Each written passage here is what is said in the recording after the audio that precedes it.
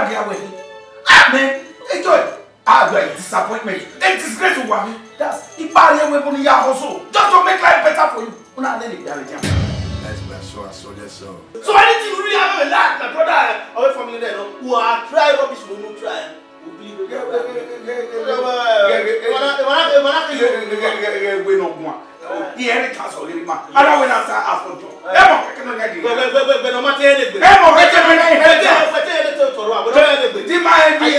But he had a castle. Let me tell you. Yeah, they bring me one. I'll burn you down. But I am in the power for that. He go one and not he makes you give up. One man. Quiet, let me say something to you. When I mean where who know away, now where you might be all live with. Extra there. Man, not something on my way.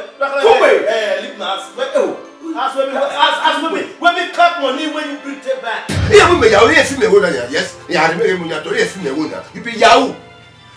So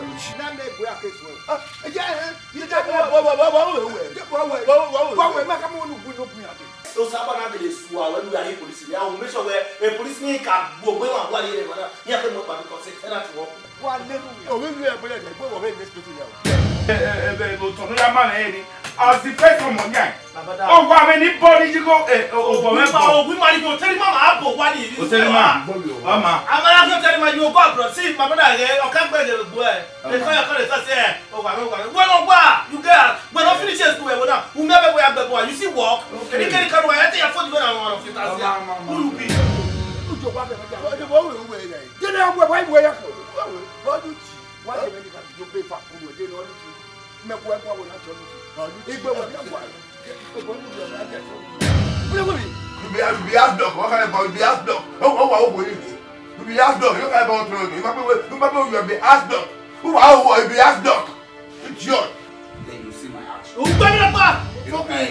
be? Who you help before you come on? You will be the man. You got level. Who you know? What do you know? Who you be? Well, wait, I'm going to say that. Any matter of soon, that your hand will be okay. Yes! This devil walk, black devil.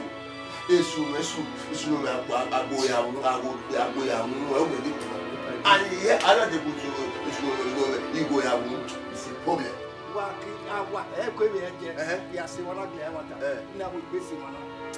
Where you got them. Why don't I put them to upon a Savannah said, Melawe, never do I tear for them, where Imalo, Mufua, and Mosu. Father. Oh, when you came by what when you were to your arrangement, who were Mapu Yamila, they are like, where's Musuman, who are way to go, I tell God to go back where I'm going. And you can't have money for her. Now, just a day. And if I say you go run out, my brother, see, I need to you see for this matter. You collect. You may see, and my mom, my baby. So I'm talking to less. Mama, here, Mommy, at all. When he ever made tell him, why you came to me? I don't know why I do my food. Oh, you shit. Why not do me one? May I go by one? So never wasted now. Why? My brother, ministry. It's to target what or you go back. See, why is not I've done my best. I'm best than best. My